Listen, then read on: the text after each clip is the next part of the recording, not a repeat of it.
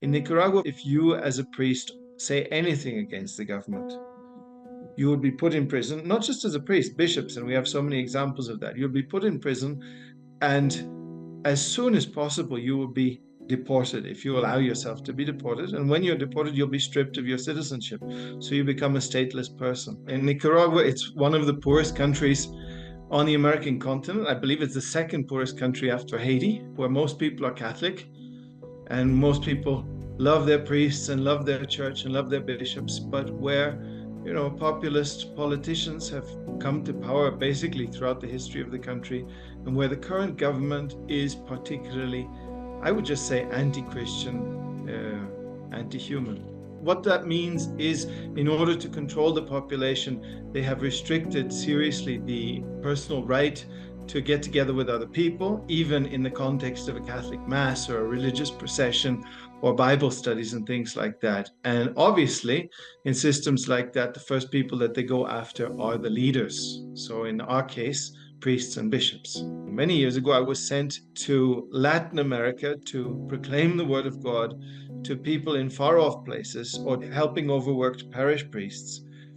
And then as a result of that, I started this foundation, which is called the CANELA Foundation, which is basically, it means the Catholic Foundation for the New Evangelization in Latin America and Africa. We will only help projects which are proclaiming the gospel, proclaiming Jesus Christ. They can also help people to eat, fine. They can also build wells or schools or dams or whatever you want, hospitals, but their primary focus has to be proclaiming the gospel, giving the living water of Jesus Christ to our brothers and sisters. It's a priority which we share with very few foundations, sadly. Specifically in Nicaragua, we support two programs. The first program are what we call the full-time catechists. Those are lay people like you who say, okay, I want to leave my job and I want to help my parish priest by evangelizing, by helping people to know Jesus Christ. In a country like Nicaragua, that's so important. I mean, one priest, his parish could be hundreds of miles wide and, with no streets and with no way of getting to the people other than on the back of a donkey or in a boat. And so he needs helpers, because if it's one priest and you're talking about hundreds and hundreds of square miles and thousands of people to visit, well, who's going to do that? Father can visit them maybe once a year, but these catechists, they can help out all through the year. So that's one of the things that we do. And the other thing that we do is our Committee for Priests' Welfare, where we actually help poor priests who cannot be supported by their congregations or by their diocese, and we give them a monthly stipend so that they can live and that they don't have to work, doing things that have nothing to do with their priestly vocation, and that they can actually dedicate themselves to their people. In Nicaragua, it is currently $200 a month, so that's about $50 a week. That's more than enough to keep Father's head above water, so that he can have enough to eat and drink and a little fuel for his motorbike or to get from place to place.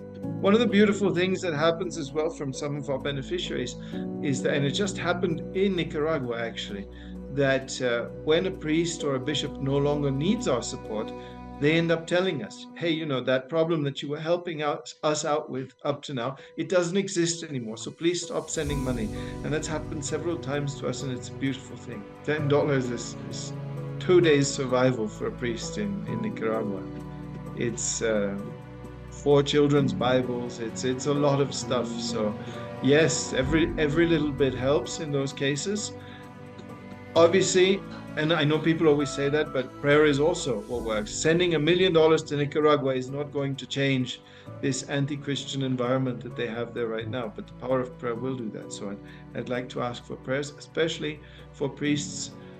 And I don't mean to be focusing this entirely on priests, but those are the ones who are suffering at the moment. If you can help with a small contribution, especially regular contributions, so that we can know, okay, I can take up a commitment to support this or that person, then definitely find out how you can do that and help us, and we'll be very grateful for that. My last word is God will pay you for it. God will see every good thing that you do. He sees your prayers. He sees your desire for the gospel to be spread throughout the world. He sees your desire to help. and he sees your pennies as well. We're doing this as small assistance to God, and he is the one who's coordinating that. So ask him what he wants you to do, and then ask for the generosity to do that. That's my last word.